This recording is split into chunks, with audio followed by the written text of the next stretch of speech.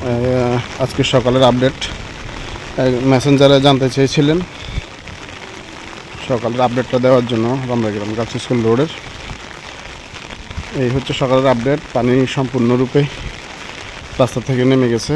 এই হচ্ছে রামরাগ্রাম কাজীবাড়ি জামে মসজিদের সামনের পরিস্থিতি।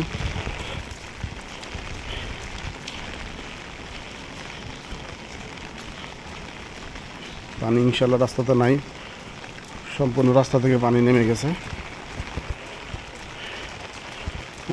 ভোরবেলা বৃষ্টি হয়েছে, সকালবেলা 2-1 দফা বৃষ্টি হয়েছে অলরেডি। আলহামদুলিল্লাহ আজ সকাল 9টা থেকে 9:30টার ভিতরে এই পরিস্থিতি। এই রাস্তা থেকে অনেক নিচু, যা কালকে হাঁটু সমান পানি ছিল রাস্তায় গতকাল সন্ধ্যায়। এই হচ্ছে গিয়ে আজকে সকালবেলার পরিস্থিতি।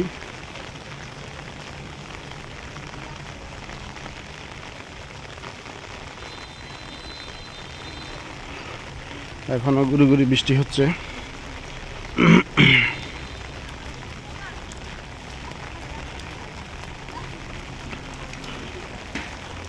ধন্যবাদ সবাইকে।